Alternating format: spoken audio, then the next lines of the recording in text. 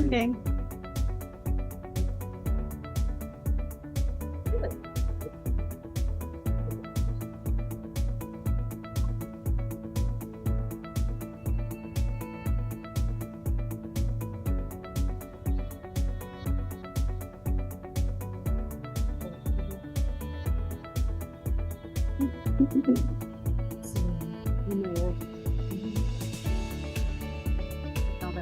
Empty nester.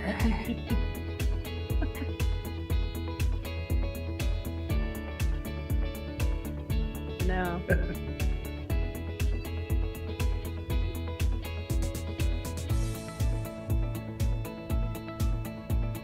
Amy happens. Traffic is real bad. Yeah, it's tough. It's tough from Wayland.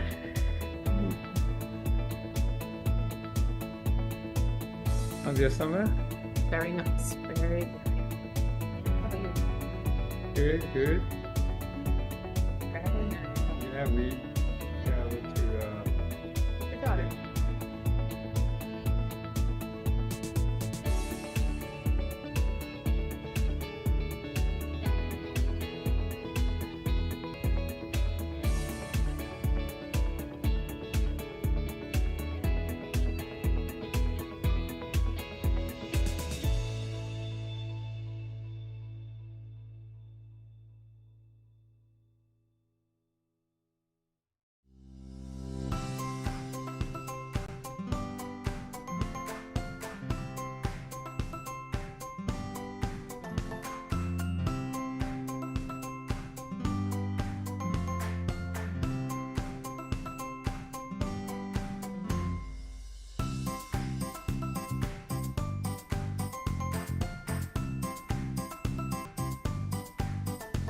Recording in progress. Calling to order the September 9th meeting of the Newton School Committee.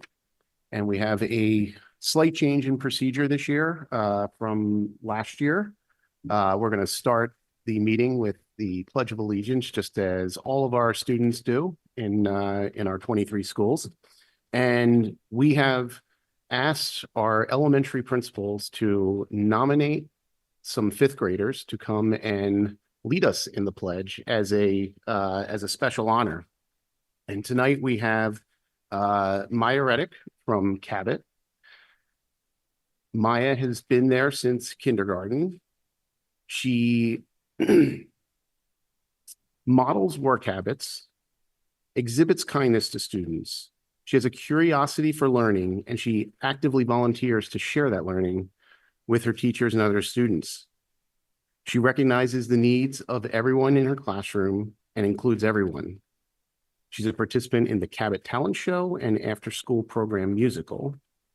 And her mom, who is a Metco counselor in NPS, is, we understand, is an advocate for students and shows kindness even in times of challenge, traits that have been passed on to Maya. So I'm going to ask Maya to come up and lead us in the pledge. There's no obligation to participate, but for those of you who are able and would like to participate, please rise.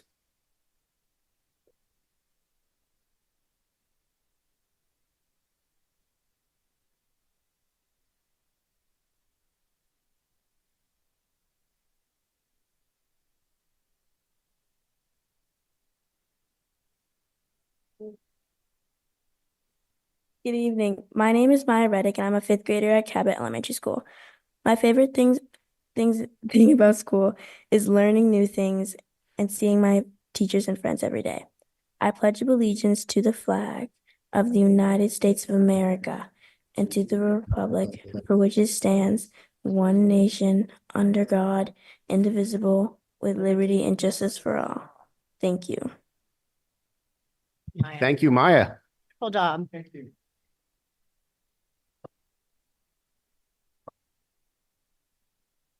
Okay, and with that, we will move to our public comment period. I do not believe we have anyone who signed up in the room. Is that correct, Lisa? And do we have any virtual? Okay.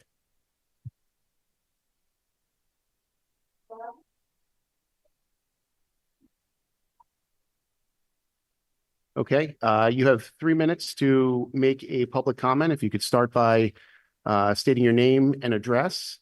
We will give you a 30-second warning after 2.5 minutes. And you may begin. Okay, I think that's me. Is that correct? Yes. Hey, hi everyone. I'm Alex Pascal. I live at 34 Floral Street in Newton Highlands. My kids go to Mason Rice Elementary School. I really wanted to show up here tonight, albeit virtually, for 2 reasons. One is to thank you all, and the second is to commend you all. A few months ago, I spoke at a school committee meeting with a number of other parents who are educators, who are psychologists, who are doctors, who are policymakers, which is my background, about the critical need for more robust, clear, and consistent policy on internet-enabled devices and cell phones in the Newton Public Schools. The evidence was clear. The educational environment for our students with phones in schools was adverse, to say the best, and highly detrimental in clear sort of experience of educators. I think that was a strong sentiment expressed by many.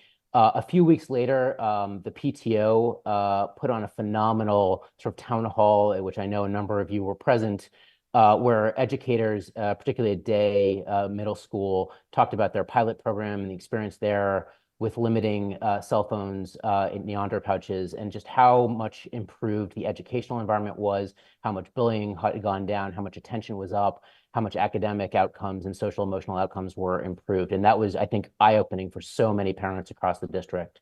I know that the school committee and others, NPS, educators, Superintendent Nolan, has really answered the call and developed new robust policy.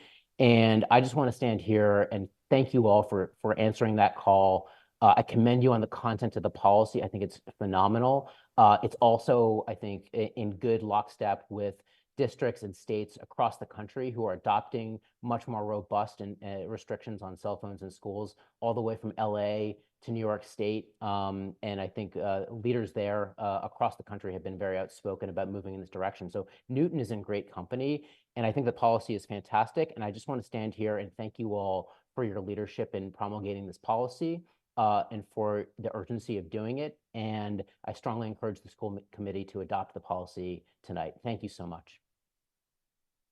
Thank you. And Lisa, that is our only commenter? Okay. That concludes our public comment period, and we will move to the superintendent's report.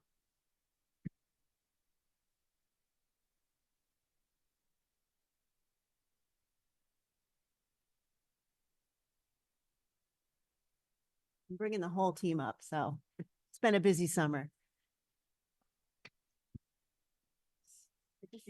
Chair, I guess.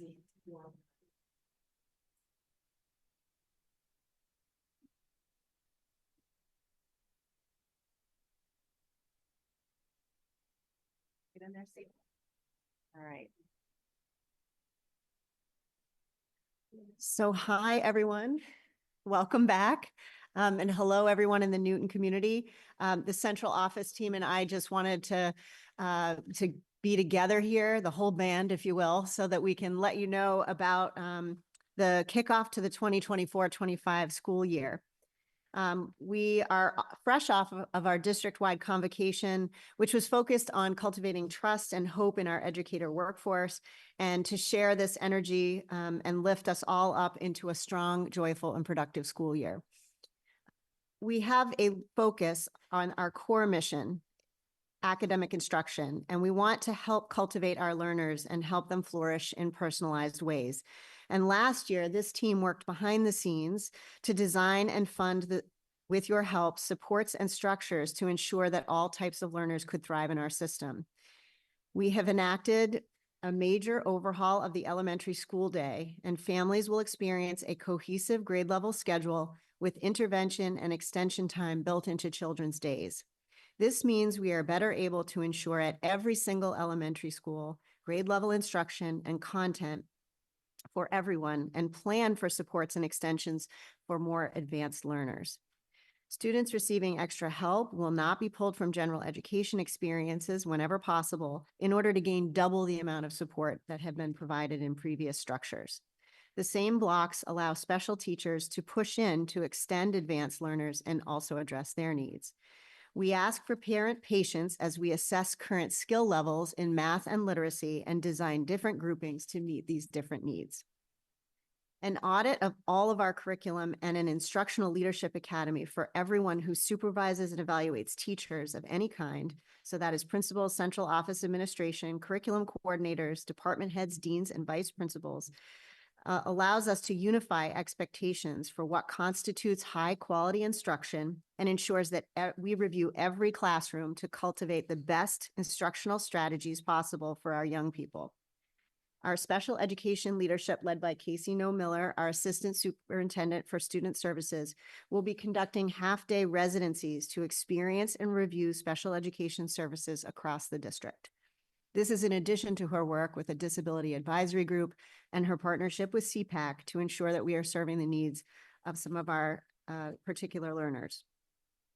Veteran Central Staffer Aisha Farag will be reviewing our schedule changes and support systems in grades K to 5, including the final unit rollout of our new Science of Reading-based literacy curriculum for grades 3, 4, and 5. We did those rollouts last year for K1 and 2. And our newly aligned elementary school day will be under Aisha's care as well.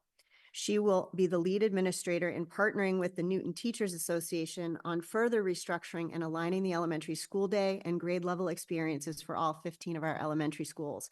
We will be asking, what are the best research-based practices for young people of this age that we want to enact in the Newton schools? Indeed, the focus remains on creating these joyful learning environments and great instruction in all classrooms and ensuring that we have the most highly qualified, highly skilled and trained workforce so that we can be a beacon of excellence for the nation and provide the world-class experience for students in their learning. The Newton Teachers Association and I are also pleased to announce a full day of learning scheduled for all of our educators on November 5, 2024. That's Election Day. Presenters from across the country and using our internal expertise will deepen the knowledge and supercharge our professional development work as a district.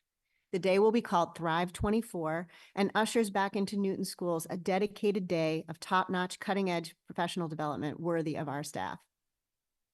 3 new staffers are here tonight who join the team of central office leaders. Dr. Eugene Roundtree, who is Assistant Superintendent for Secondary Education, Dr. Gina Flanagan, Assistant Superintendent for Teaching and Learning, and not with us this evening is Christina Maryland, the new Director of Communications and Family Engagement. Each of these leaders is conducting an extensive entry plan and entry planning interviews so we can propose plans for a revision of our preschool through age 22 curriculum to become aligned and refreshed with current practices and standards expectations.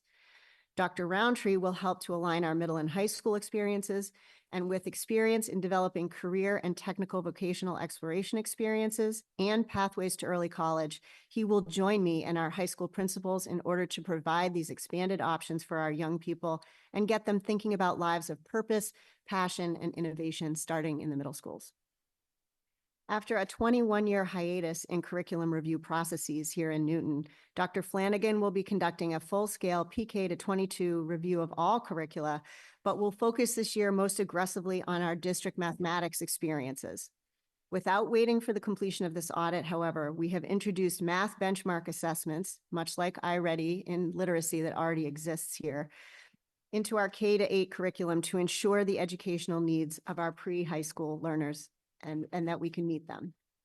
We do not want our community to feel that they have to engage tutors and services to gain support and enrichment in mathematics, and we are working to create the systems and experiences to address these concerns. Parents in grades K-8 will receive 3 times a year reports on student skills and progress beginning in late fall in both mathematics and literacy.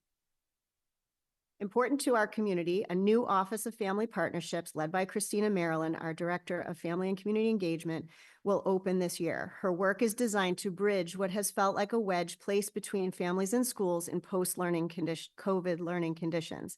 We aim to unite, partner, and build trust with our community and the social contract guarantees of high-quality experiences in Newton. The district will design this department this year after Ms. Maryland's entry plan and her canvassing of the community for feedback. You'll hear tonight about the district's decision to limit the use of electronic enabled devices. So I won't say more about that because you'll hear plenty about it in a second.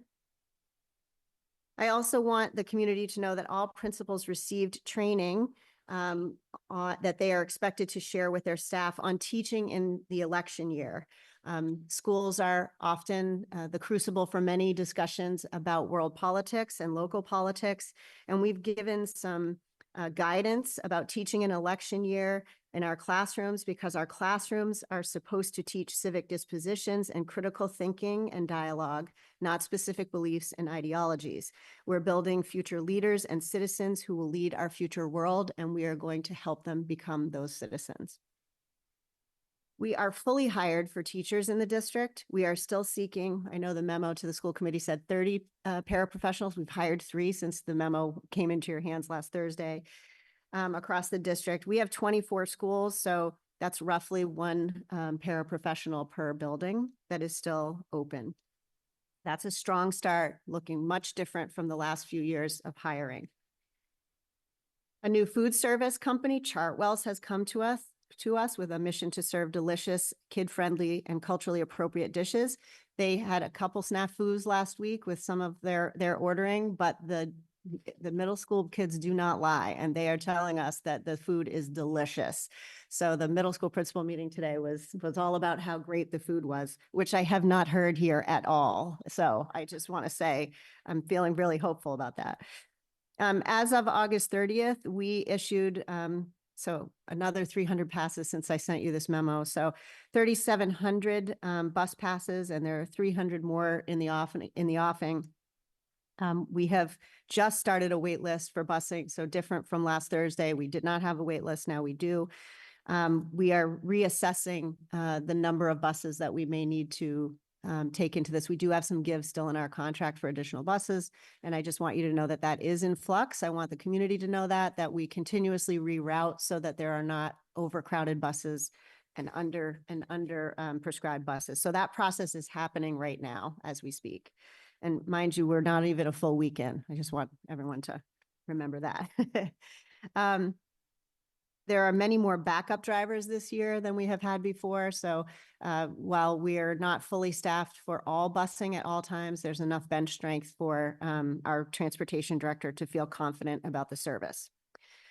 In technology, the district has reframed instructional technology positions under Stephen Retendi's leadership as digital learning coaches who, alongside our library media teachers, will seek to infuse tech in age-appropriate ways into the system and also navigate our new internet-enabled device limitations and our one-to-one program. These professionals also teach media literacy and infuse it into the day-to-day experience of students. And those skills are more important than ever, considered how connected our young people are at all times, except during school. I'd like to thank our city partners in the building department and our mayor and her team as we are on track and on time for completion of our 4 new elementary schools, which will open in a staggered fashion over the next 7 years. And while Newton schools made the news last year for difficult conditions during our negotiations, we are building a healthy partnership with our union leadership colleagues, and together we led a workshop and discussion on hope and healing at our opening day convocation. All 2,100 of our staff attended, joined by a guest speaker who is an expert on the power of hope. And Mike Zillis and I publicly committed to our work on joint priorities and supporting our educators and students. We are all very excited to improve the district in a collaborative manner, guided by our shortly completed or soon to be completed profile of a Newton graduate. And we stand poised to serve as a lighthouse district in the region, the Commonwealth, and the world. I want to celebrate the agreements in particular reached with the NTA by all units to hold this full day of professional development. The interests of our staff are shared interest, and we also aim to serve the children of Newton well together. And we've had a good summer planning that and getting excited about what's to come. And on a personal note, I'm just thrilled to be starting my 2nd year with you, with this amazing powerhouse team. I can't imagine not having them here, and also confident that the NTA, the administration, and you, our governance team, will all be working together to serve our students and families well in the coming year. So thank you. Thank you, Dr. Nolan, for that very light superintendent's update. Is there any questions or comments from the members? Mika? Thanks, Chris. Well, first, I just want to say, welcome to our new staff members of the central office team. I'm excited to get to know you a little bit more as we continue to work together. Quick question about follow-up on transportation. Just, how are we doing in terms of van transportation? I understand last year we were a little tight. This year, Yeah, so far we are good. And there are actually more backup drivers for that as well. So we're in a very different landscape than even a year ago. Emily? I also would like to thank you for that very comprehensive presentation, and I am thrilled to, I'm thrilled to get to know better the new staff. I hadn't had a chance to meet you this summer, so I'm looking forward to that now. And I also just want to say that I am so excited about the elementary schedule. And I know the amount of work that it went into on all parties' fronts to be able to do this successfully. And I'm very excited to see the outcomes of this change. And I think it's going to be really, really, really good for the elementary community. So thank you. Rajiv? I'll add to the welcome for the new team members and the veteran team members, Casey, Jill, Aisha, Steve. We're looking forward to working with you, and wanted to say a special thank you for the convocation. Right, Anna has shared some of the updates from it. I think it marks it's a marked difference from how we started off last year. That's the tone for a successful school year, and very much appreciate the work I know that went into that. Anping? I'd like to echo my colleagues, very excitement and reading this this statement, and I heard from the TV, I believe, the recording, and I was very excited. And certainly, a community member asked me, "Hey, what's your school opening?" I said that day and night, if you want to compare with last year. That's huge, and that's even understatement, say day and night different. And certainly with so many things going on now. And as I commented among our colleagues, I was really impressed when I heard the word beacon of excellence. I remember as beacon of excellence in nation, but when I read the statement, beacon of excellence for the nation, I thought this is even more powerful than I thought. And of course, we have a lot of tasks.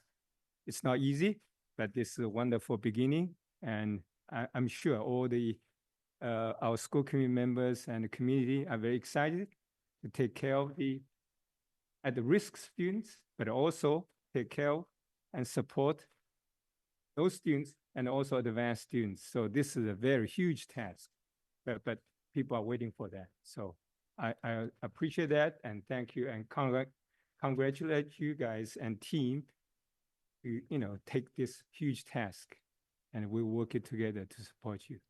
Thanks. Okay.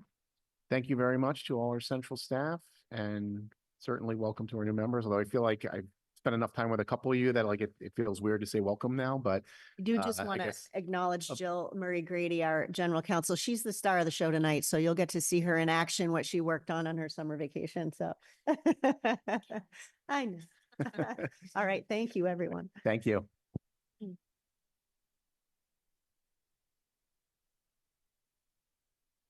Okay, we have a couple items on our consent agenda tonight. We have meeting minutes from June 24th, July 9th, July 24th, and August 15th. And then there's a memo on a field trip.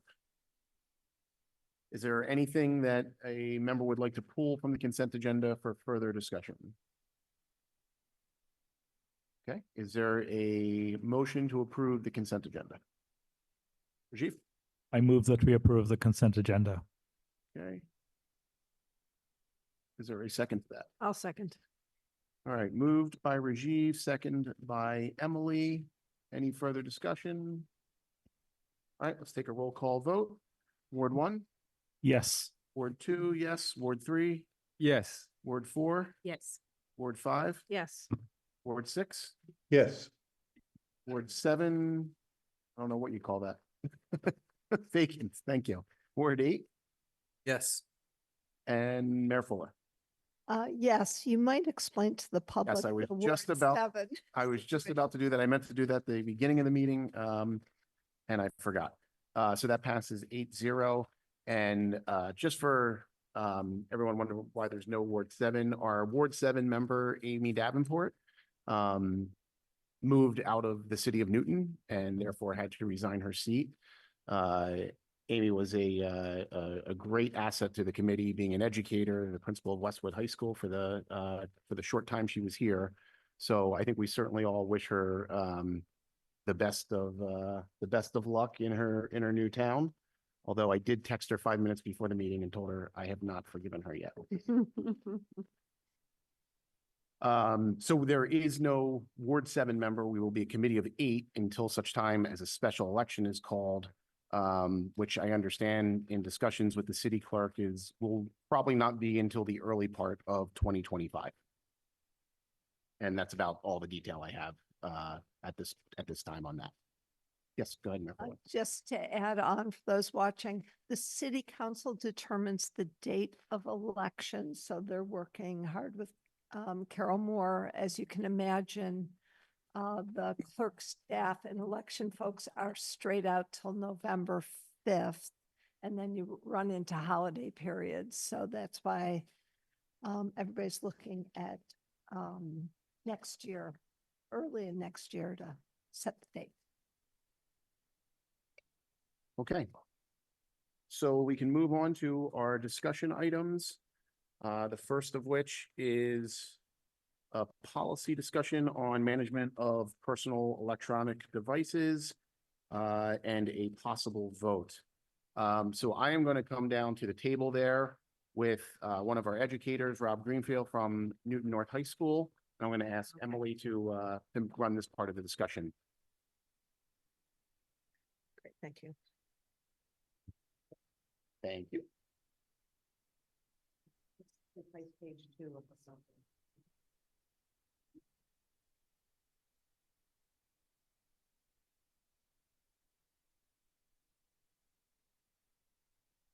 Yeah, I think, okay, sure thing.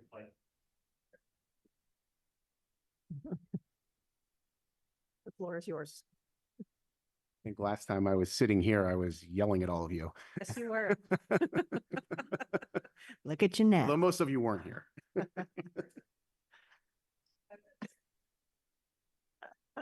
We'll give Stephen 1 second just to pull up the slides here.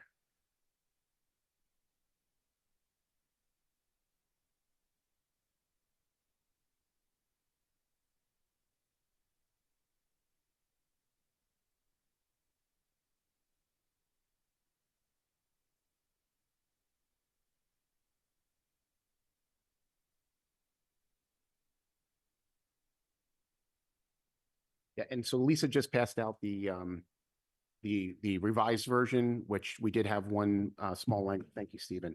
One small piece of language change since it was originally posted. The revised version is posted online now. So if you were very ambitious and grabbed that off the website when it was posted last Thursday or whatever, you you want to look at the new updated version.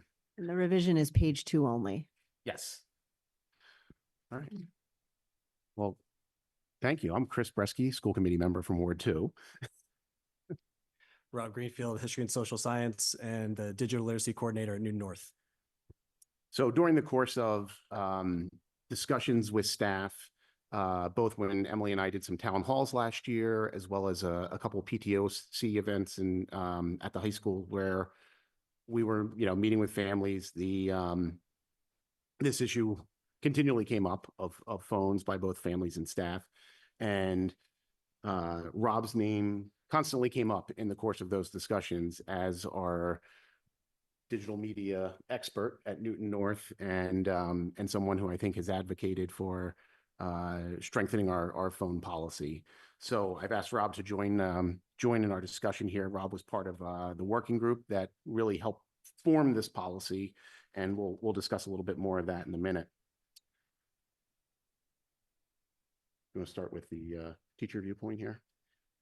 Yeah, I think over the last however long, like 2 or 3 years or so, I think we've seen the impact of the phones on student both mental health and also cognition. It's had this really gravitational pull on their attention. It's been a bit of a struggle in terms of maintaining attention during class.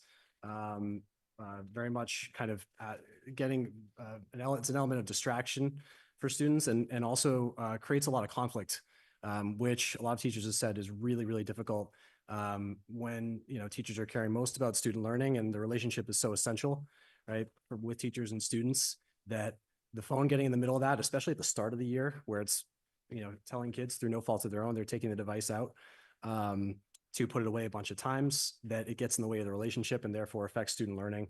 I think from the educator perspective, the last couple of years, the phones have been a constant source of tension, right, between teachers and students. I think important to kind of collectively undertake the task of limiting some access to the devices during instructional time. And so, we've heard from families as well. And, I have a 7th grader, and I can assure, as everyone with a middle school student knows, or high school student as well, the struggle is real. We hosted a PTOC event at Brown Middle School at the very end of last year with, it was 15 to 20 middle school educators. We had a school resource officer there from the MPD. It was a brutally hot day, I remember. And it was the end of the year in June, at the end of our very long year. And I was a little nervous. No one was going to show up, but I think about 150 parents showed up to have this discussion. And you got to hear both sides of it. You got to hear the educator side. You got to hear the family concerns. And I think there was a general consensus that we need to do more. We weren't sure what more was, but we need to do more. There's a lot of discussion, of course, about the Yonder device program that was at Day last year, which Jackie presented on as I think unmitigated success. We were really looking for a way to build off of that and figure out how can we tailor something to each grade level, and something that's going to be practical and implementable and successful, but still have the oomph behind it to be meaningful. I think this is obviously we're not the only ones looking at this. There's LA, there's New York, there's all these big headlines going on about districts and states banning cell phones. The problem is, if you look at the fine print behind some of these, it's in January of 2026, or there's absolutely no plan how they're going to be able to do that. It's just a proclamation of we're going to ban cell phones. So we wanted to be much more practical about this. And we established a working group with about 24 educators.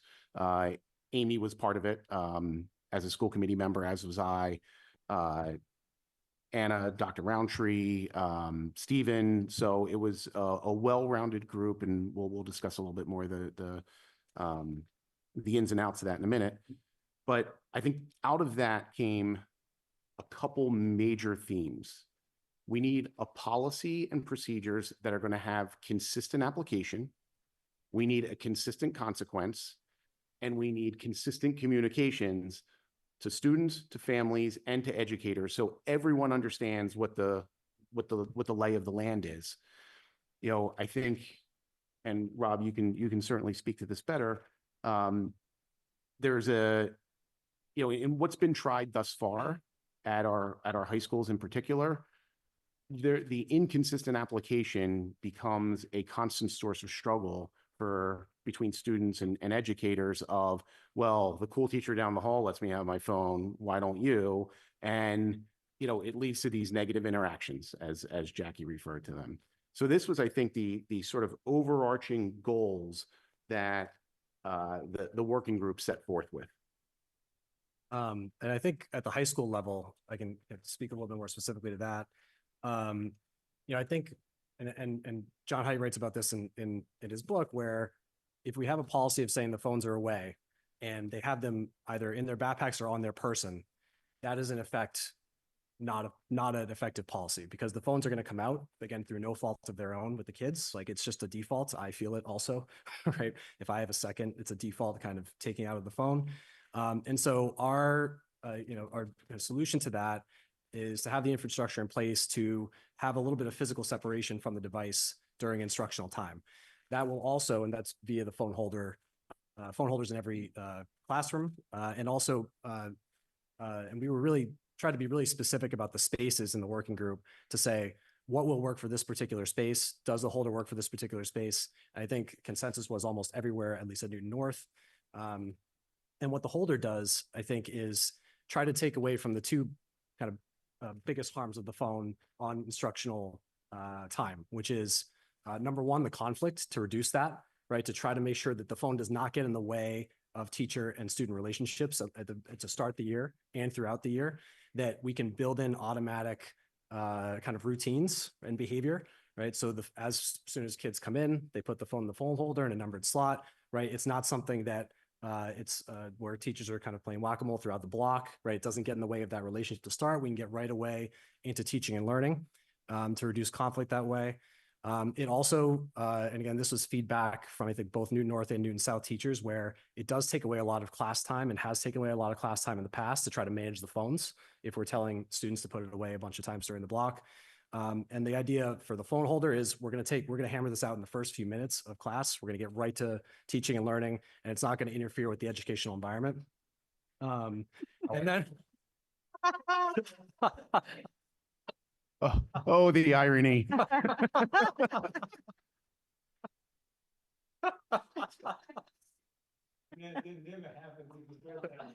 I know, it never happens. Perfect.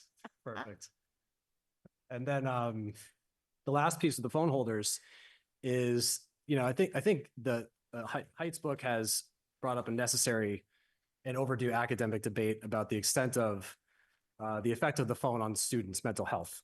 And that's being played out publicly, and it's necessary. But I think the impact of the phones on cognition has been pretty conclusive for some time, which is that they interfere with students' ability to maintain attention, right? It's this element of distraction where even if students have the phone in their pocket or in their bag, they're still thinking about it the closer it is to them, right? And so the idea behind the holders would be to have some physical separation from the device, right? And to reduce that cognitive pull of the phone on students, and therefore, increase academic time and create the best learning environment possible. So Rob just went through obviously some of the procedures in place at the high school. K-8, the policy can best just be thought of as, if you have a device, it is off and away. It is not accessible. So in our middle schools, that will mean Yonder pouches, and we're going to expand that. We believe by January, we should be able to implement that in the other 3 middle school buildings. For elementary school, it's just a simple off and away concept. I think the sort of quantum of the problem is not the same at elementary school, and hopefully it will not become, but you can think of this as just, really there's no place for a phone inside the 4 walls of a school building, K-8. As Rob said, in the high school, it'll be more focused on academic block time.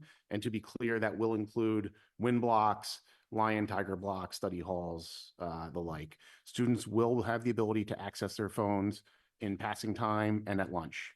Obviously, given open campus, we cannot prevent a student from accessing their phone, outside the building. I would say there was some debate on that point as to how far we should seek to push that policy, and should we consider not having phones inside the 4 walls of our high schools. Simply put, even if there was consensus, which I don't think there was, of that's the way we should be at this point in time. There was simply no capacity. This is the feedback we got from the educators in the room. There was simply no capacity to enforce that.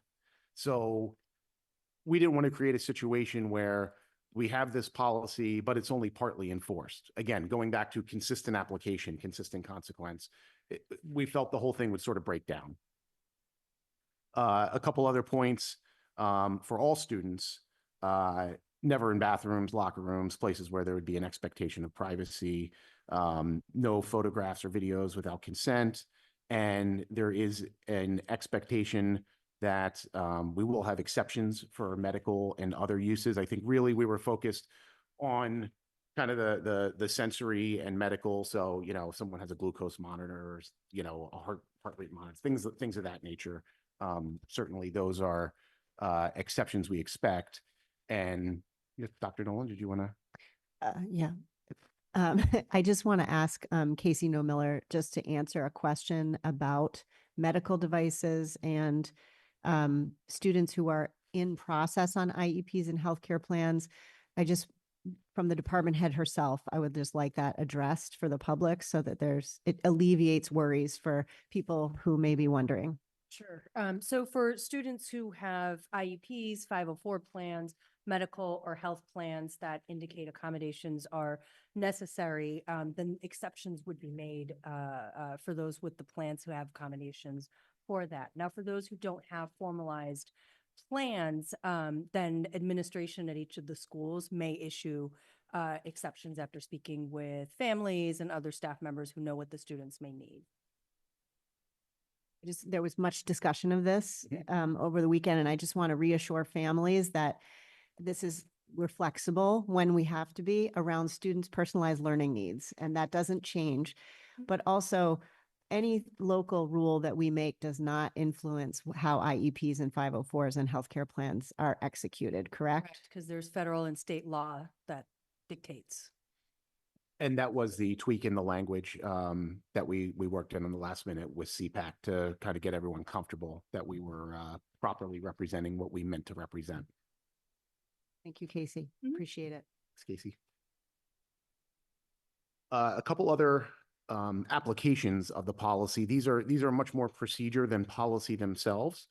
On our NPS issued Chromebooks, there will no longer be any games, social media, anything of that nature. Our same thing, games, social media, and the like are going to be filtered out of our Wi-Fi in our in our school buildings. And we're going to continue this family education practice and community education practice because this really is going to only be successful if everyone's moving the same direction. So just like we had that PTOC session last spring, we're envisioning a number of those to come up over the course of this year. I know we want to have one sort of right before holiday gift time. So if you're thinking about, you know, buying your child a smartphone, I want everyone to know they will not have access to that device during the school day. And then finally, just how we got here. As I said, this was really built bottoms up of a working group of 24 educators. Deans were represented, general education, special education, counselors, obviously school committee, administrators. And I think we, you know, came to what is a kind of practical solution here. It's implementable, but it still has what we feel it needs to be successful. And then finally, the policy does explicitly state that we will review the policy at least annually by the full committee. So there will be an open session where we will discuss what's working, what's not working. At least annually, in my mind, means, you know, I think we probably want to see how we go through the holidays, collect feedback. Maybe early in the spring or, you know, sort of late winter, we can have a first review and then continue to collect feedback, perhaps some survey data. And by June, I'm hoping we will then be able to say, okay, this is how we want to move forward next year. And what worked, what didn't, what can we build upon? So I think we all recognize this is going to be a little bit of a work in progress. And this is, this is probably not the final end of how this looks 2 years forward, would be my guess. Anything else? Yeah, I think, I think to that point, a lot of some of the limitations on the devices, I think some of the routines and practices that we're trying to build in at the high schools is part of a larger kind of cultural shift that we're trying to make. And these things, any little, I think the idea of getting the phones away can, at least to some educators, be daunting because of experiences that they've had in the past with conflicts with students. But I think any little shift in the right direction to reduce the pull of the device, I think that's what this is about, is to have a cultural shift in the right direction. And this, I think, at least anecdotally, to start the year at Newton North, the reports from teachers have been really incredible with this, where we're kind of, again, they have students coming in, so a lot of times not even needing reminders to start the class. And this is a huge cultural change even from last year. And so I think the communications from Dr. Turner, Newton North, and Dr. Nolan, right, have, again, helped to kind of shift this culture, right? And I think, Chris, to your point, that it will be a work in progress and take time, but we're moving in the right direction. Just wanted to say to you to this point, so in terms of our policies for school committee, you have a policy called Development of Procedures Policy, which is CHA, which says that the superintendent can create procedures without any approval. So can principals without any approval unless it's underscored and required by law. So we can do this, but the request of our educators was we would love the backing, the full stop backing of the school committee as well. So we certainly can continue this without your backing, but it was the request that everyone in the land got on board with this so that teachers felt the true strength of it. So that is why this is here before you as a formal policy. And to that end, I would just like to say, I'd really like us to consider, I know it's not the norm, but consider voting on this tonight. At our last meeting of the working group, there was a very strong consensus amongst the educators that we have to be able to implement this day one. If we start weeks down the road, that everything Rob's talking about, that, starting to develop that new cultural norm to just start taking root a little bit is going to break down. And so from that perspective, I know these educators are looking to this committee to, show we have their back. And this is, I'm sure, there's going to be moments where this is going to be hard and start to falter a little bit, plateau. And we really need a strong message of, we're going to push through that, and we're going to allow that fertile ground for this new cultural norm to take root. Great. Thank you very, very much for the presentation. And I'm going to open it up to Tamika first. And if you raise your hand, if you are interested go ahead, Tamika. Thanks, Emily. So I'm going to start with my first and foremost. First and foremost, I love that we are moving towards a cultural shift. I think, Rob, you described it. I think that absolutely this is the way to go. We know the benefits of limiting access to internet-enabled devices. I'm trying to use the broader way of phrasing. Limiting access to internet-enabled devices during instructional school time. Hands down, it was a huge resounding success at Day Middle School last year. I think the culture shift, we saw it happening in real time, and to great benefit to the students, to the school environment overall, and to, again, the culture of the school. I think one of the biggest points of feedback that we've been hearing from folks who've been studying the policy recommendation closely is that there hasn't been enough opportunity for parents to weigh in and contribute.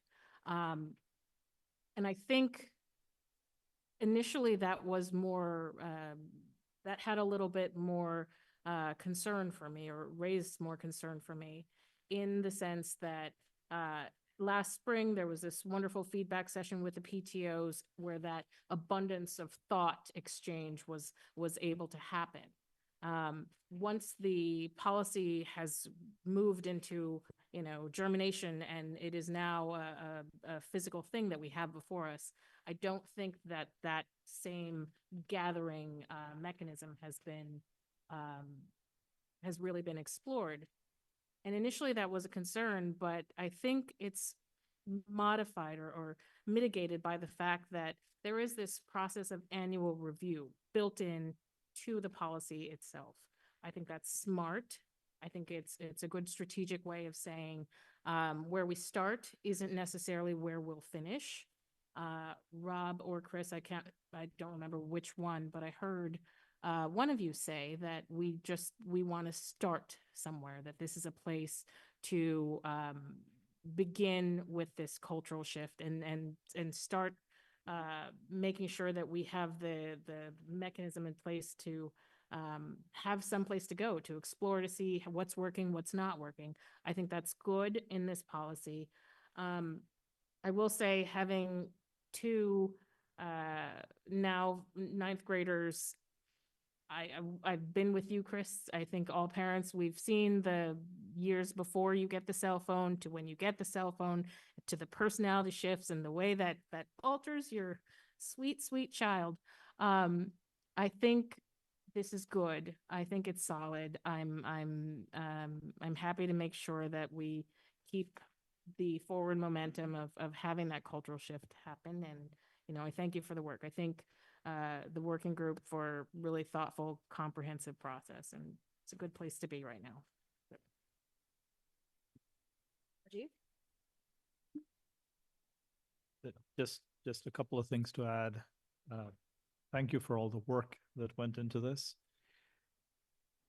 This really is a cultural shift. I don't think, just given that we have 4 years of high school, that we're going to see a full cultural shift until we're 4 years from now.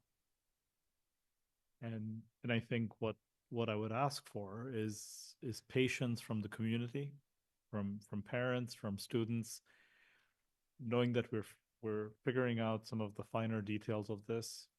Also from community organizations, the absolute intent here is to continue supporting all our students. And so thank you, Casey, for having come and spoken about this. We need to be clear in our messaging.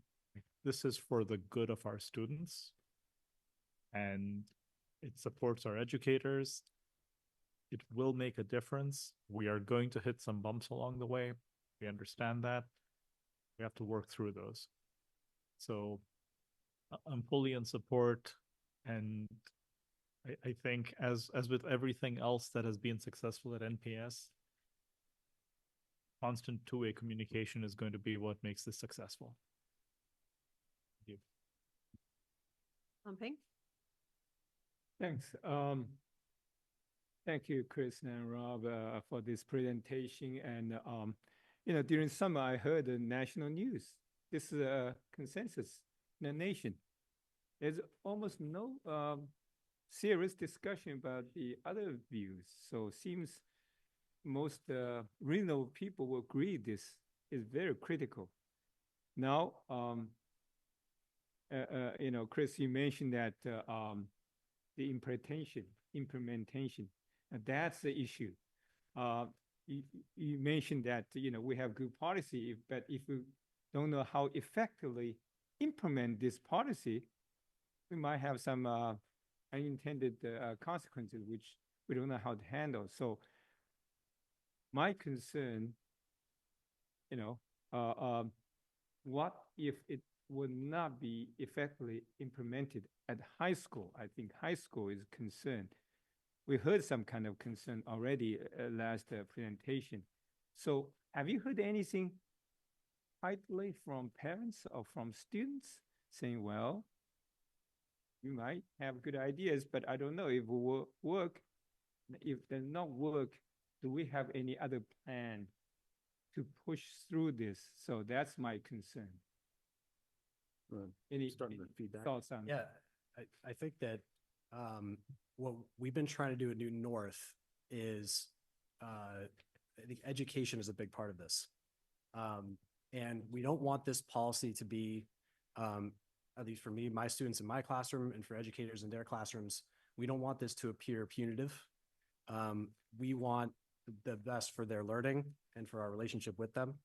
And education, I think, is essential to that effort, to say that here's the reason why we are doing this, right? This is not because we don't want you to have a social life. This is not because we don't, it's not because we have something against you or we don't trust you, right? It's because this is what all the research says is best for your learning, your thinking, and also your maybe even relationships with classmates, et cetera. And so I think education for students on that front is really important, right? And also education for faculty and for parents to say that this is a collaborative effort to increase buy-in, right, in the community and also in schools. I think that is a critical part of the effort here, not just to say, here's what's happening and take it or leave it. And I think that, like to Chris's point about feedback throughout the year, I think that is also part of it, to say this is a dialogue and to increase awareness of the impact of the devices and to increase awareness of why the policy is being implemented, I think is a crucial part of it. Yeah, you know, one thing that I was almost a little surprised at during the working group sessions was a number of educators who said, I just have a constant battle with, this particular student. And there was increasingly a realization on the part of students that this thing is taking me off course, whether it's distracting me from school, whether it's, putting, really diminishing my mental health and my mood, that I think there's an increasing understanding. And I got to believe that's part of the big societal thing that's happening now with this, of this is a discussion. This is a real national discussion that's starting to take place. And so, I'm sure there will be students who will complain, but I'm hoping with, as we continue this process and this education, that increasingly there will be an awareness of why this is being done. And to Rob's point, this is not punitive. I mean, that thing is built to be addictive. It is intentionally addictive. That is how the business models work. That is not the fault of our kids.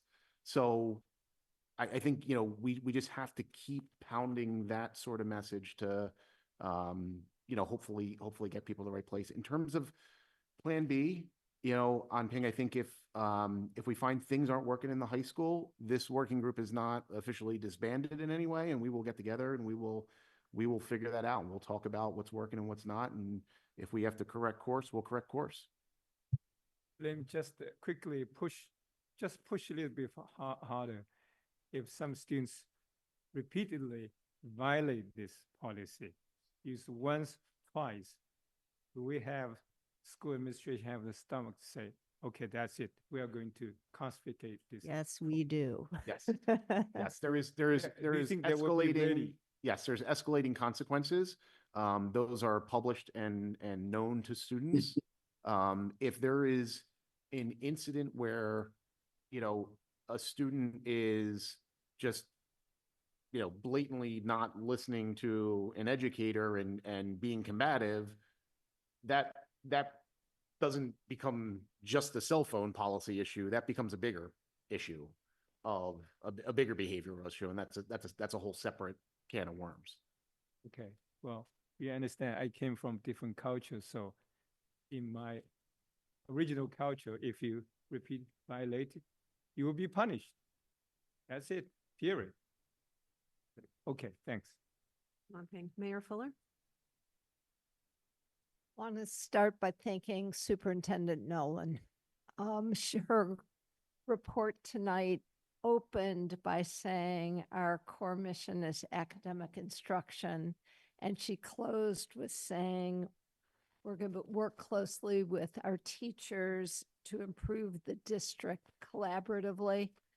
And the first item and the first meeting of the school committee in the year, those weren't just words. You're putting it into practice right now. So, Mr. Greenfield, Chris, and the rest of your committee members, well done.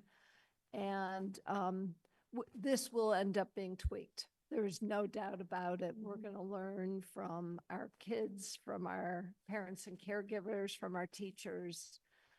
So whenever you need to come back and do a tweak, just let us know. We're right here. We meet every other week. It's easy to do. I was wondering if maybe you could talk a little bit about, it includes electronic devices and our employees. If our kids maybe are having a rough time with this, how are our employees handling? Because they've got more restrictions than they used to. Are teachers going to be okay? Sure. So the employee piece of this is sort of, it kind of mirrors the high school policy in saying it's not during, you're not supposed to use these things for personal reasons during academic block time. There are known exceptions to that will have to take place based on some of the emergency structures and things that exist at some of our schools, and that's been fleshed out with our educators. We got some feedback from some folks. We clarified some language. I did have a discussion with Mike Zills both before even heading down this path, and he certainly agreed to help and have his people be involved in this process. And afterwards to go over the policy itself as a bit of a review. So in terms of, I haven't heard any sort of direct feedback from teachers in terms of like, I hate that I can't access Facebook right now, but I don't know. Yeah, I think there was a little bit of like, in terms of the language, like what does this mean for us? And the idea is like, during instructional time, I mean, all the research that talks about this in terms of like both parents at home with kids, right, and also teachers and students say that there's two main obstacles with adults telling students or children to have a better relationship with the device. Number one is inconsistency, right, which Chris was talking about earlier, like classroom to classroom, and we're working on that.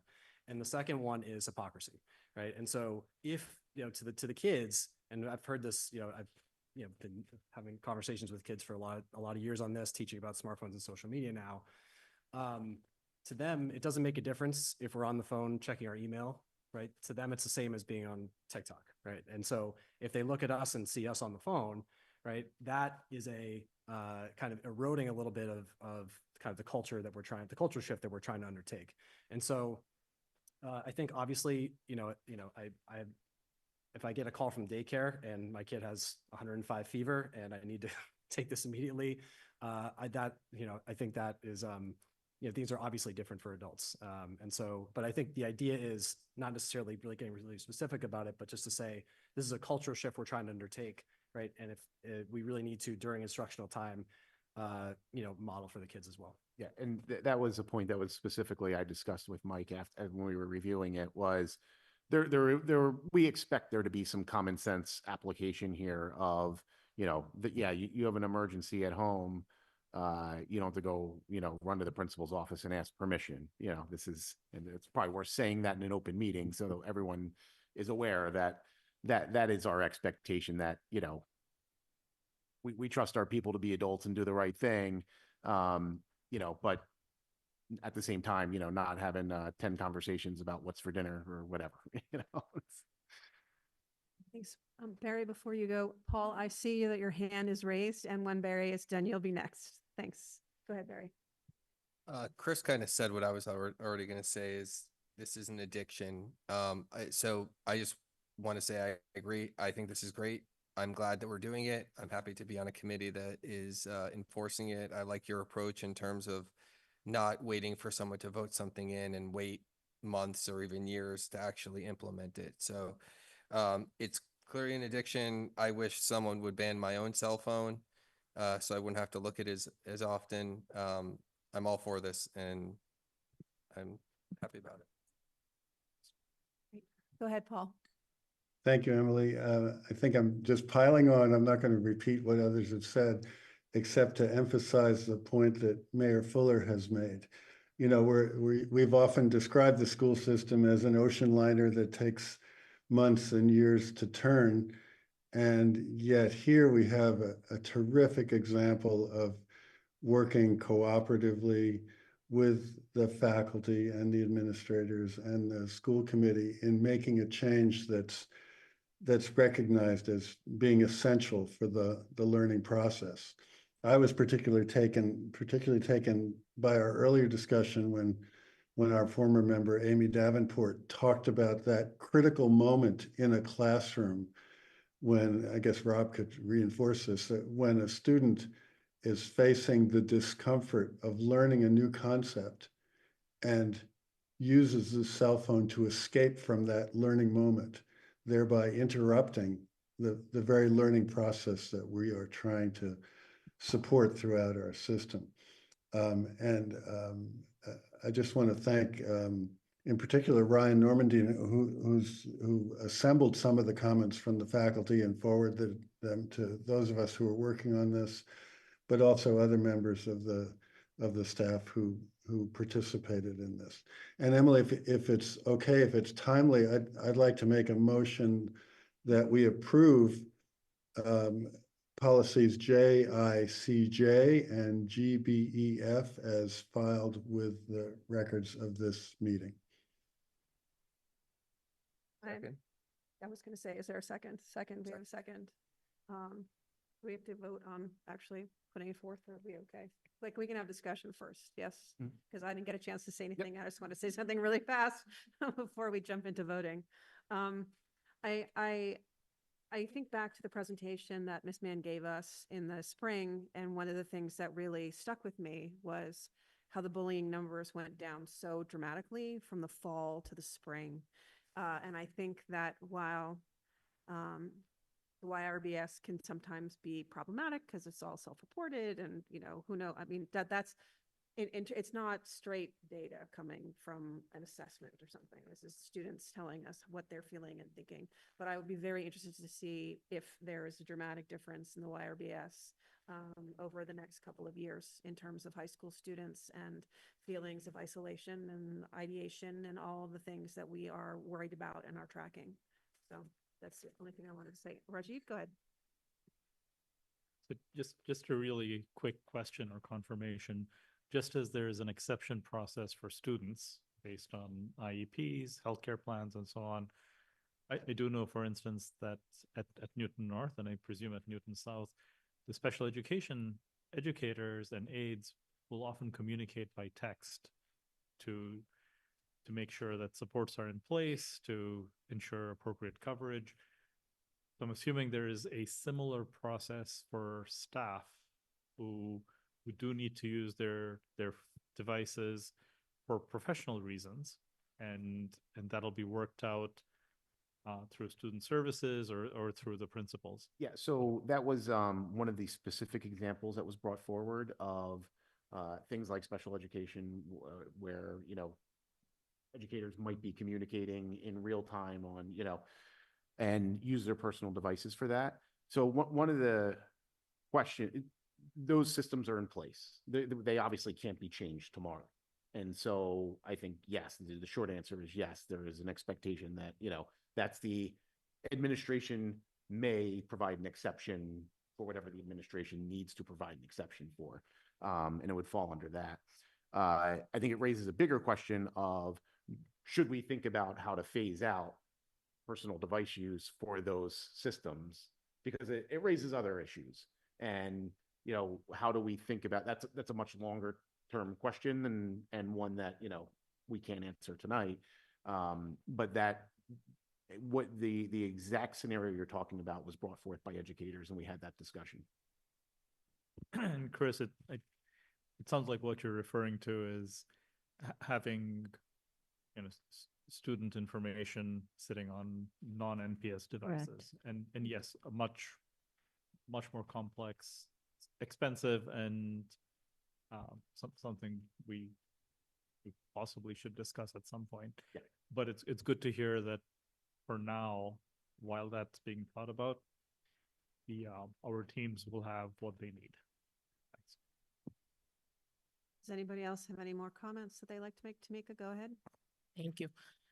So I said earlier that it was smart to include this annual review, and I firmly believe that. I think one of the things that's going to be important for us as a committee to monitor and just to validate that there is no disparate application of the policy. I believe you've both been very clear about consistency being a central tenet to the success of this. It's a consistent application, consistency in the implementation, and obviously consistency with regard to violations. So as a consequence, I know it's not a punitive policy. It's not intended to be that way. However, there are violation or consequences for violating the policy. And we want to make sure as part of that annual review that we are really being careful to make sure that as teachers, our educators are implementing the policy, that there are no disparate outcomes that are going to be forthcoming. We know that Black and Brown students are far more likely, disproportionately more likely to be referred for disciplinary action. And we just want to make sure that with a policy like this, that we're keeping that in mind as well. And just so you know, that was part of the discussion of the working group when the North teachers and the South teachers broke into two separate groups. And one of the things they talked through was, how they're going to track, students, repeat offenders, all that. So there will be some record keeping sort of mechanism there to be able to analyze later. Anyone else? All right, let's vote. We'll do a roll call vote. Ward 1, Yes. Ward 2, Yes. Ward 3, Yes. Ward 4, Yes. Ward 5, yes, Ward 6, Yes. Ward 7's vacant, Ward 8, Yes. Mayor Fuller. Yes. All right, it passes. Thank you very Nice much. job. Thank you, Bob. I appreciate you coming.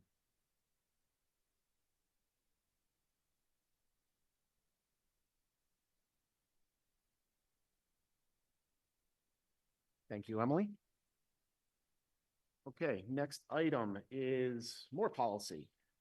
Our policy ACE, non-discrimination, including harassment and retaliation. And we have Jill Murray Grady, our general counsel. Good evening. I'm back. Star of the show. Yeah, that's right. Just a couple of policies that were put before you today. One is actually just a slight revision of our existing non-discrimination policy, ACE. And the purpose behind these in that, as well as the new policy, is I think most people have been attuned to the fact that Title IX revised regulations finally issued and took effect on August 1st. So school districts were mandated to make significant changes to their policies and certainly their practices. So previously, a lot of districts had more than one policy and had a separate one for Title IX, but we, at the time, didn't think that was necessary. Title IX, sexual harassment and that grievance procedure was such a small piece of the overall non-discrimination. We thought it made more sense to include it in our current policy. But since the new Title IX has come out, it didn't make sense. So we created and put forward this entirely separate Title IX, essentially, policy to include all the language and all the things that are required to be in it. Just very briefly, the new Title IX regulations did a couple of major things. One of them is they extended Title IX Title IX coverage, essentially, to beyond just sexual harassment that was severe and pervasive, to include gender discrimination, which explicitly includes gender discrimination based on gender identity. They actually call it sex-based discrimination, but it's essentially gender discrimination, but it also expands it to include gender identity and sexual orientation. It also expands the coverage beyond school grounds. And so as a result, we updated our protocol as well to be in compliance with this. A lot more allegations now will follow under the Title IX protocol, which was not well received news from anybody because the initial process of screening it has to be timely and is a little bit of a crunch. But it also, these new Title IX regulations allowed for districts to essentially use their own, what's more typical investigation process once it is a considered Title IX grievance procedure, which is essentially what we're already doing. So that actually is a relief. So while there'll be way more Title IX grievance investigations, they should go quicker and be easier. But there's still certain protections that align with that. So that's essentially why we put these before, timing was an issue since the regulations came out pretty much over the summer at the very end of May, I believe, to be implemented August 1st, when some school districts in different parts of the country start school. And this was the first meeting. So the administrators have already been trained on it, which is also a requirement on the new regulations. Staff have been trained on it in terms of their annual training, or they have to take their annual training. This policy was largely based on a proposed policy that Mask sent out, but even more so, but Newtonized. And it actually was shared with and reviewed by, our outside counsel. The person, her name's Felicia Vasudevan, who specializes in Title IX and is training other districts. And she came in and actually trained our principals at our retreat early on as well. So I don't know if you have any other questions. The Title IX protocol is being uploaded onto our website currently. I can share, we can look at that and share with that. It's pretty copy and paste from what is, these regulations are very prescriptive. And that's where we are. Thank you. Rajiv? Thank you, Jill. So just one suggestion on this. You mentioned that once this new policy is in place, and it pretty much is, we're going to see a spike in cases considered for, investigation under Title IX.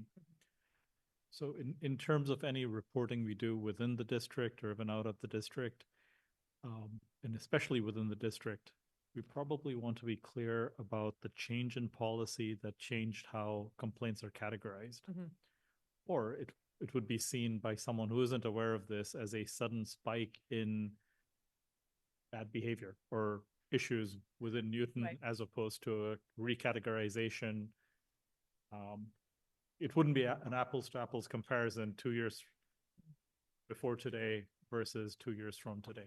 Yeah, correct. I can see your point where it used to be only the real severe situations of significant sexual harassment, right? Like assault. It was very limited type. The rest would fall under other policy.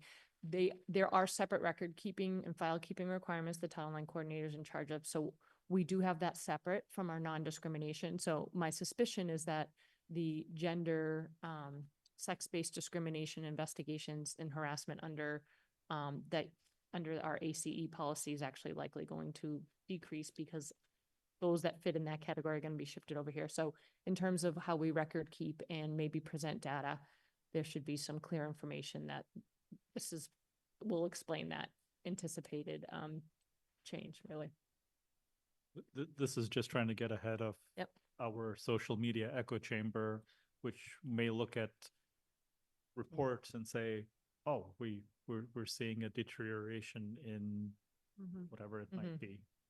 And we're not. I hope we're not. We're going to be seeing a shift in how certain things are handled, and which, based on this, is probably the right thing to do. Right. And it actually reminds me of something else that I wanted to bring up around this, which is the regulations and the purpose behind expanding the scope.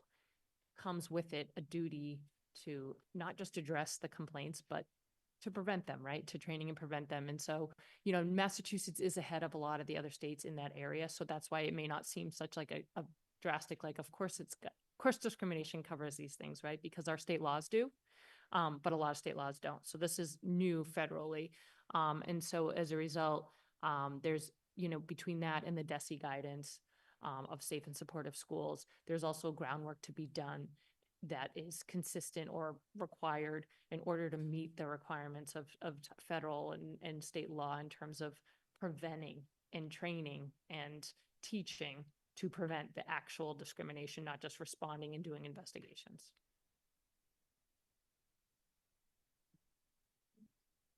Other questions? So we're doing the first read like we typically do. And then, so if there's any suggestions, language, anything, questions, feel free to reach out to me and then we'll put forward a final version. We've got to update some of the links as we were uploading protocols and stuff in there. So it's still a draft form. And so if you have any suggestions or anything you want or questions, something that isn't clear, just let me know and we can work on that before it comes back for the vote. Okay, great.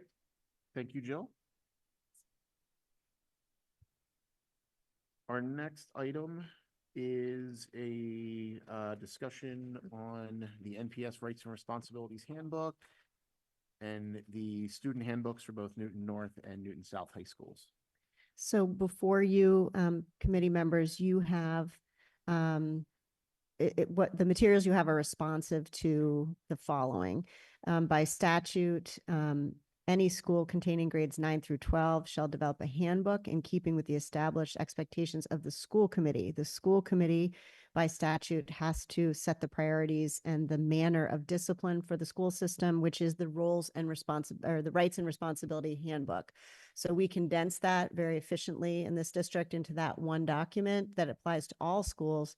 But secondary schools, grades 9 through 12, have a particular expectation to respond to your decisions with a handbook that says how that will operate. So you have all of that before you, and we need your approval of the rights and responsibility handbook, which is the disciplinary code for the system. You also have before you a side-by-side comparison of any changes that were made this summer. So you didn't have to hunt through and see not a ton of substantial changes. And again, most are when regs change or there's, I told you Jill was the star of the show. She was the drafter of most of the changes. Is there any questions from the members on this item? Rajiv, go ahead. Yeah, not so much a question as a request. It would be helpful to have some time to go through these. And also I think the Newton South one wasn't available as early. It would be good for me at least, to make sure there's some consistency between the Newton North and Newton South books. So I'm sure they're in good condition, but I would prefer not to vote on them today. Okay. Any other thoughts here? Yes, Anthony. These are quite comprehensive documents, and I believe I read a few times when my kids growing up, and always something new. So language is certainly getting more and more legal now with a lot of updates about legal requirements. Here, just quickly regarding the new office we created for the family engagement and communications. And in these handbooks, I do not see any discussion, any mention of this new office in terms how parents, if have questions, how to communicate. Here, mostly still talking about to the teachers, principals, and a central office. So I think this office will be very critical. And especially if parents are asking some general questions or they do not feel comfortable to talk to teachers directly, they want to seek some kind of opinions, almost like a social worker, school counsel, kind of a little bit neutral. So I hope this office Christina, Maryland would play a bigger role. I advocating for this kind of, family center for quite some while because I learned the Boston School District had this family center for many years. And I think Newton doesn't have that kind of need. So hopefully there will be some mentioning about this and how the parents can use these resources, to better communication and advice and things like that. So just to respond, we begin the revisions on this in May so before Miss Maryland and the office is here. And as you know, we're designing that office now. I just want to make a distinction, just two things, taking Rajiv's comment. So the handbooks as they are going to have some differences between the two schools. The discipline, though, is what you're voting on, which is the roles and rights and responsibility. That is everybody has that. So happy to hear your feedback, though, on the other handbooks.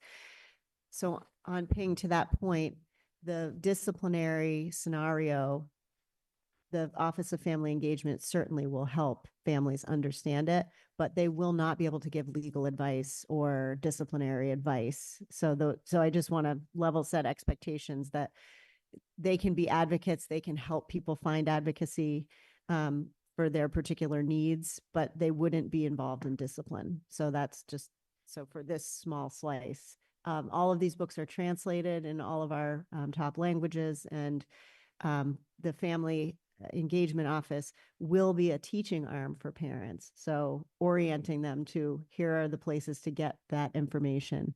But it would be a fine line to walk around addressing specific coaching issues with individual families. Thanks.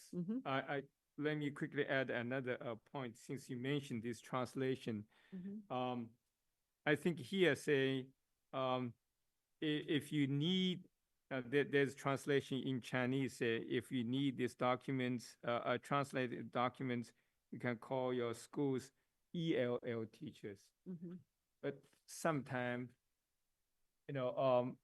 kids might speak quite well, but parents feel that English is not good enough. They need copies, but they don't know who is ELL teacher at that school. That's a great point. So I'm thinking possibly we can list the phone number of ELL office, central office, and I hope that they have already translated copy there. So if you call that office and they say, okay, we can mail you a copy. I think that's very critical because oftentimes some teachers don't know whom to call for this. And so when you have these translation phrases here, probably give a phone number, say, okay, if you need help. And again, the family engagement and communication office could have those multiple translated copies available. And they could, and certainly Christina could be play this role. Okay, if you need some help with translation. And I like to get some copies too, by the way. Okay. The translate copies. So when parents contact me, I say, oh, I have copies right here. Thank you. Great. Thank you on ping. Barry? Yeah, just real quick. I know we're not voting on the handbooks for each school, but is it possible at some point to get them look consistently the same? I mean, there's some commonalities here, and they should at the very least be the same layout, like the explanation for a house should be the same, that kind of stuff. And then you can sprinkle in the nuance that's different about the school. So Dr. Roundtree will be working to create more consistencies in those areas. But there are just some differences. The house system is a great example of that. So South does houses one way and North does it at a completely different way. That was a bad example. Both are but- lovely, but Yeah. Attendance policy is the same. Agreed. There we go. Yep. Should be. Yep. Cool. Thank you. Come back. That's it. Okay. Any other questions on this item? Okay, so we will please come back to Anna, or I guess we'll to you if there's any comments, and then we will vote on this at our next meeting. Okay. Next discussion item, district goals. So as you know, this is our last year of one year goals. And in December, we commence a strategic planning process. We hope for a 3 to 5 year plan to come out of that process. This is the final set of bridge goals. A collaborative process between all the principals and the central office staff, responsive to the State of the Union analyses that all of the schools conducted in the late spring, early summer. Certainly happy to take feedback. You saw it earlier in the summer at our August 15th retreat. It looks substantially different because we've done a lot of workshopping of things.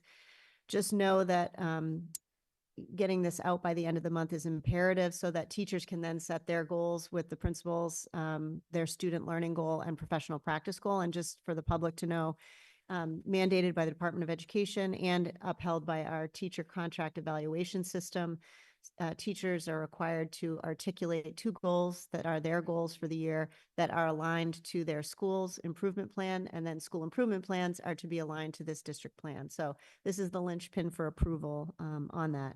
Now, please know it's not every single thing or activity we do in the schools. It is the pieces we're going to hit very hard in this particular school year. So I'll give one example that has come out of our State of the Schools analysis.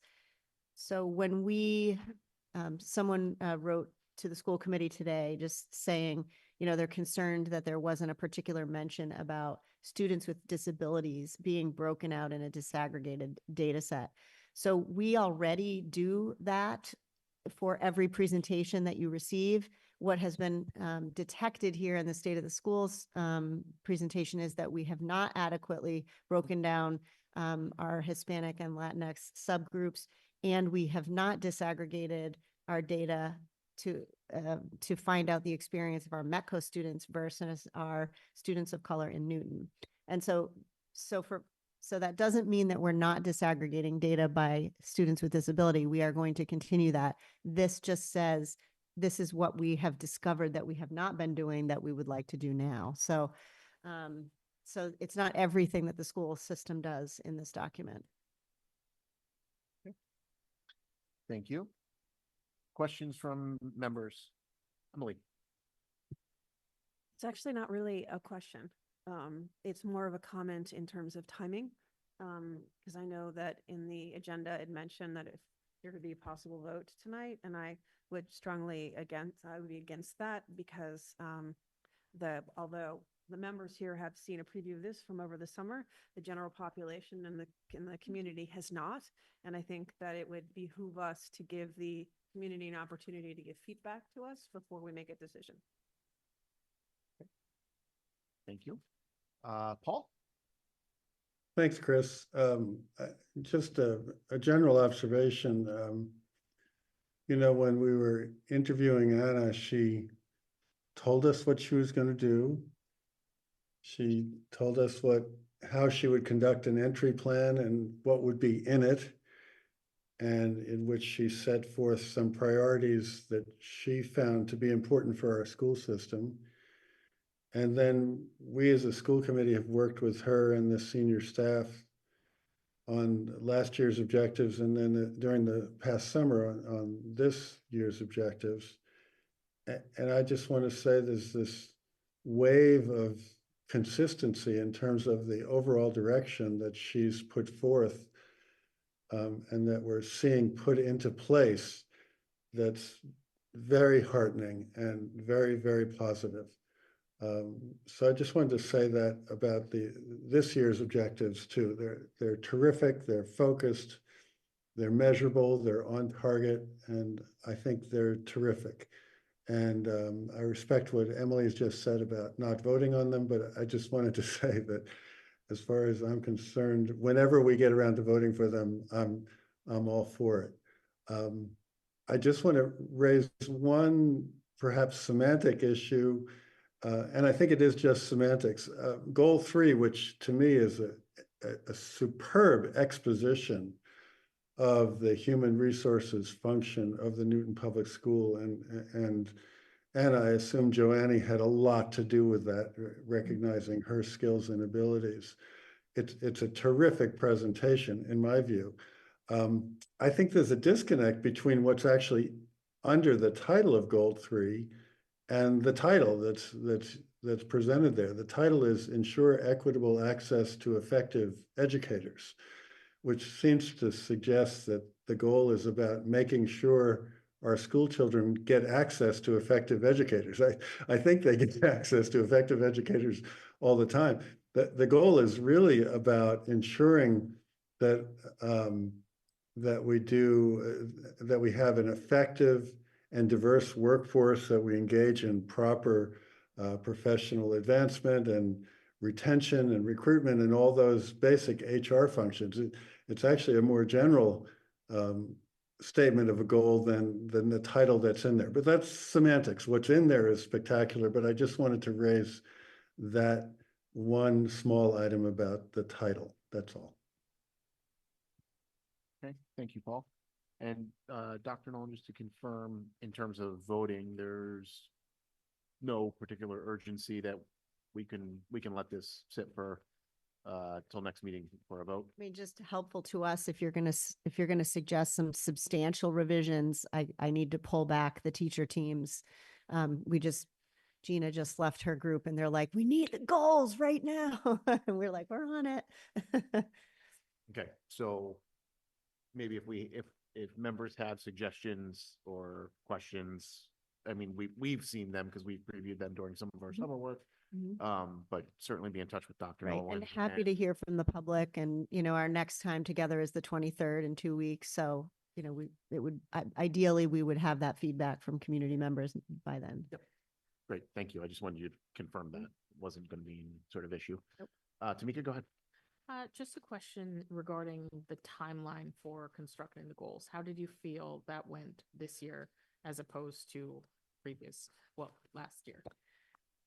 Well, I felt great about it because I was done before school started, which sometimes, as you know, the goals can bleed into this month of September, and then it's not till October that they're done, and then we're up against it with the teacher goals and our own deadline. So, well, quite honestly, the State of the Schools presentations led by Jean and Aisha were just the best backdrop that made the writing of this plan really come together. And actually the principals, I think, had more to say and more say in it because of their analysis than they have had before. So while that makes for some more complexity, we felt very clear about the direction we were moving in. And it was about braiding it together and so that it wasn't a 79-page document. And that's what we really did, was edit all summer. Thank you. Emily? I didn't make a comment. I made a statement before, but I didn't say my comment. I was not at the meeting, the summer meeting where you guys discussed this. I just wanted to make a brief comment, and I know that Casey's not here, but I'm going to make it anyway. I think that a lot of the suggestions around additional supports for mental health is going to be incredibly impactful. I think about the equivalent of Central High for middle schoolers and how we have desperately needed a program like that for a while now. And I'm very excited to see where that ends up going this year. So I'll tell her you said that. Thank you. Any other questions? Okay, so we will take this up at our next meeting on September 23rd. So the other thing that will come with that is you have to look at my professional practice and student learning goal. And you have a choice. You can, because there can be a 2-year window for goals and for focus areas in the evaluation. You can keep the focus areas that you gave me last year, or you can choose new ones. But either way, we have to do that within the next couple of meetings as well. So I'll bring forward my goals to you, and then you can decide which areas you want. What I will have Lisa do is just send you the rubric again. I know you just left it in June, but just take a look at it and see if there are any new indicator areas you would like me to focus on. Okay, thank you. Oh, Rajiv, go ahead. Yep. And just a question on that. As we discussed when you went through the the end of year review, there were a number of areas which for very clear reasons could not be adequately addressed or fully addressed in the past year. Yep. So when we can discuss this one-on-one or as a group, but within what we used in as the structure for the most recent review, are there areas where you think that additional year is going to make a significant difference, just given some of the roadblocks in the past year? Yeah, there was one of my goals that I had written as a 2-year goal anyway, so I'm going to try to maintain that. And then there were a couple areas that I'll just reassert them as part of my evaluation moving forward. But I'm also very committed. The team is really aligning on 2 key areas. So one around instructional rounds and a defined process for that with our Leadership Academy. So I may set a goal that is aligned with the team because we're all doing that together, including the principals. So just for that cohesion purpose. So you may see some things like that that are indicative of our new alignment. Thank you. All right. So we will, as I said, we will address this at our next meeting on the 23rd. And our final discussion item tonight is the for year 25 school committee calendar. I would just note a couple things on here for those of you who don't have a document in front of you. Some things that I know will be some of the probably sort of bigger presentations we have. A student services overview on October 7th. On October 21st, we will revisit our discussion on private school busing that we sort of held over from last spring. On November 4th, we will discuss start to discuss our budget priorities, and we'll have our preliminary enrollment report. And November 18th, our presentation of our profile of the graduate competencies and kick off our strategic plan process. December 2nd, we will be doing something a little new this year. We're going to have our meeting hosted at the Metco headquarters in Boston.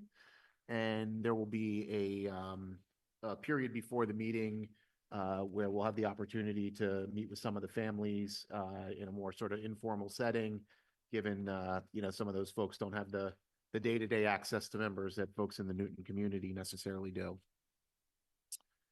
And then that takes us through sort of the first half of the year to the holiday break. So is there any questions or comments members have on the calendar?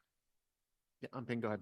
I Then just Emily. want to note that I compare what I wrote down from the previous list, and I noted that November 18th, we will start at 5:30 for the school committee caucus. And I was a little bit surprised. How could this meeting start at 5:30 and then realize this is a special kind of no public comment. So just let folks know. Thank you. Emily? So I have a question about budget guidelines versus budget priorities. Is that the same thing? It is. or Yeah, we sorry. renamed it? It's Okay. fine. No, I thought it was called budget priorities. It's not a problem. We usually call it, it's been called budget guidelines in the past. Guidelines. Got it. You are Thanks. correct. I didn't even catch that. Okay. Can I just say one thing, Yes, Mr. Chair? please. Go ahead. I just want the public to know that this is a publicly posted set of draft materials, but how the process works is that there are docket meetings every week that is in a school committee week. And so the chair, vice chair, and rotating members of the school committee join us to docket items. And there are going to be times where new things come up within the year that have to be addressed. So they're stuck into these meetings, which sometimes moves other things around. But this is our best understanding based on community feedback from the prior year, your listening sessions, our listening sessions when we went to all the schools of the things that were really pressing and all of the policy business that we have to get done. So just so the public knows, this document's fluid, but the dates are what you are voting tonight for the calendar. Thank you. That's an important clarification. Right? No, Lisa? Okay. No. And this is great FYI. The point remains that Things change. Things do change, Yep. and there are always going to be some additions, deletions, things moved around. So, Rajiv? Do we think we have sufficient time for the profile of a graduate discussion and presentation? I know it's down for one session. I would certainly prefer to get it done in one session, but I think given the importance and how it sets the vision for NPS for a number of years going forward, would it make sense to break it out into a couple of discussions and reviews? Or do we think it's going to be a nice tight presentation that can be covered in one go? Yeah, so the 2 nights of the design team, October 29 and 30th, those are those far-ranging discussions about competencies and what they mean and packaging it all. The presentation to you is, here was our process, here's who was involved, here's the survey data that we used to answer this question, and here is the final product. So it's not to be hashed out at our meeting. It's to be hashed out in this design team weeks earlier.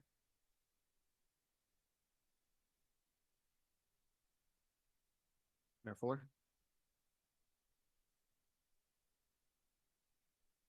Two dates that may be very important for the school committee and NPS. By the Newton City Charter, the mayor has to deliver the capital improvement program 6 months before the budget is presented. That is traditionally done the last week in September or October. Secondly, by city financial management guidelines, the mayor also must present a 5-year financial forecast and a long-range financial plan. That is also done the last week of September or in October. The dates that I am presenting them, we're doing it on 2 different nights. Monday, September 30th, there's a special city council meeting.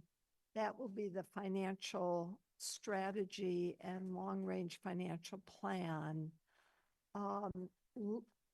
With the Newton Public Schools all in being 65% of our finances, obviously what's happening in the schools is hugely important to that forecast and that plan. I invite everybody to be there. Monday, October 7th is the CIP presentation. So I'll miss the school committee that night. You'll see on the agenda that Chris has pulled together review CIP and then consent agenda for the school committee on the CIP. We should talk, just make sure on that, because I'll already be presenting the CIP on October 7th. Oh, I see. So it's a little complicated. This happens every year, by the way. Oh, This okay. is not new to Thought I this messed it up. year. So we've obviously been in lots of discussions with NPS about the school elements of the CIP over the summer. And we have pretty good clarity and collaboration, and we're all, I think, heading, but we haven't even finished up the draft of the CIP, and it's obviously September 9th. So that's all happening, and the priority list. Let's talk a little bit about the next few weeks and all that. You are always welcome to have your October 7th meeting at City Hall. If you want a break, and at 8 p.m., it'd be at 8 p.m., join into this with the City Council for the CIP. It's tricky. There's important school committee agenda, but the overall CIP dramatically affects what we can do with school facilities. So look forward to talking a little bit more on that. And I'll also just mention free cash and ARPA are very much on my mind. So I'll also be bringing that forward on that combination of September 30th and October 7th. Thank you. Our first real life, live example of Revision. subject to change. Okay, we'll figure it out. Other thoughts, questions? Okay, is there a motion to approve the calendar as it exists now? Moved by Tamika, is there a second? Second by Anping. Any further discussion? Okay, we'll take a roll call vote. Ward 1, Yes. Ward 2 is yes, Ward 3, Yes. Ward 4, Yes. Ward 5, Yes. Ward 6, Yes, Ward 7, Ward 8, Yes. and Ward 9. Ward 9 who lives in Ward 7. How about that? So slight consolation. Filling the void. Okay, that passes 8-0. And that concludes our agenda items for this evening. We are adjourned. Thank you, everyone. Has everyone met Lynn Vincent, our new NISA